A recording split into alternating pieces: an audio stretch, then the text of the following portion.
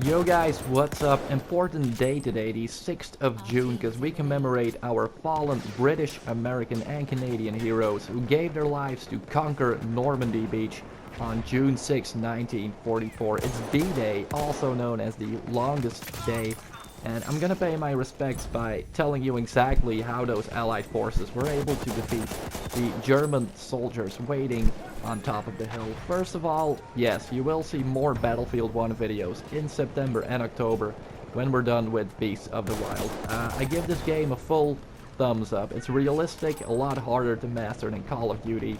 I like the iron sights on the weapons, the sniper is difficult to use. It's a great game with amazing graphics, and because it deals with World War I will use this game to tell you the story about World War I before we go into Sledgehammer's World War II, which, believe me, will have a ton of lethal equipment. Pipe bombs, landmines, Teller 44, Molotov cocktails, mustard gas, smoke, frags.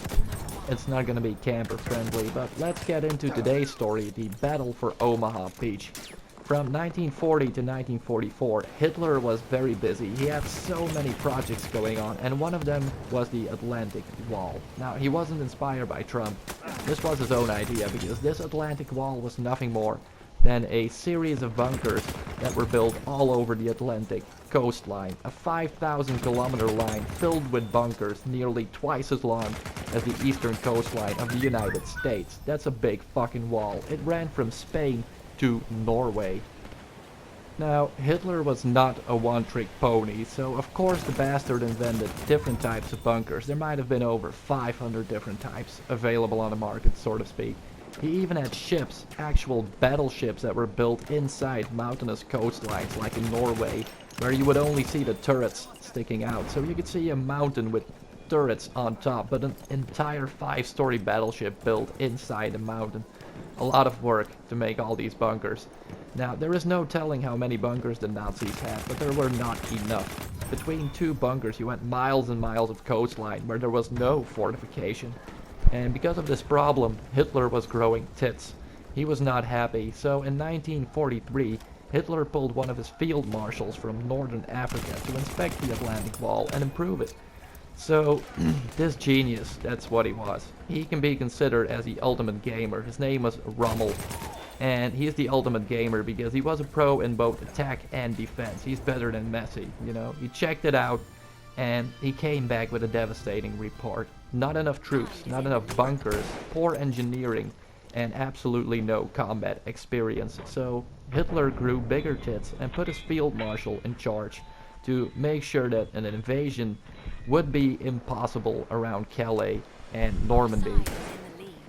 Now, this guy went to town and added a shitload of insight to this important location, and it wasn't until 1944 before the Americans joined that battle. So by then all the entry points were heavily fortified. The beaches were filled with landmines, Czech hedgehogs, Belgian gates, barbed wire, a ton of crap to hold back tanks, motor vehicles, and soldiers, and the bunkers were placed on 2 strategic locations so they could cover the entire beach with crossfire to create a kill zone on the beach and murder holes in the incoming boats. Now, the Nazis were certain that an overseas invasion would target Calais because it had a port, a harbor, but the Americans and British and Canadians, they had built floating harbors, massive ships with all their tanks, aircraft and equipment on it, so they didn't need a port. So instead of Calais, they chose Normandy. On the 6th of June 1944 at 0200 hours, the invasion began. There were maybe 150 German soldiers in Normandy, none of them prepared for 3,500 Allied forces. Around 0600 hours, the first shots were fired at the Allied forces, but 4 hours later, these German soldiers had already used all their ammo. Even though they had the upper hand for 4 hours, Allied forces kept coming and ultimately captured Omaha Beach in Normandy, forcing the Germans to surrender or commit suicide. Victory for Mickey Mouse. But why did Hitler only respond to the invasion when Normandy was already taken?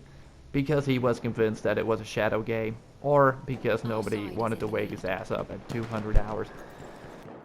So many of the German soldiers were forced to commit suicide or face captivity, which was unacceptable in Hitler's eyes. And when the Allied forces captured these remaining soldiers, they noticed that most of them were 18-year-old boys, and that only 2 of them had been sent out to occupy the machine guns inside the murder bunkers.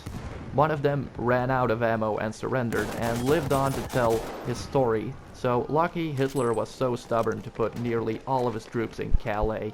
The battle for the city of Normandy lasted for another month, and after that it would still take 10 months before victory was at hand. But this was the greatest achievement in the entire process of World War II. What happened between those 2 moments?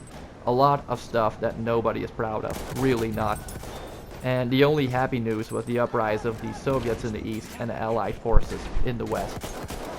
The Atlantic Wall still exists today. You can visit all these Nazi bunkers or Weerstandsneste, and this was my tribute to D-Day. I hope you enjoyed it. My deepest respects to all the veterans, and I'll see you on the next one, guys. Peace.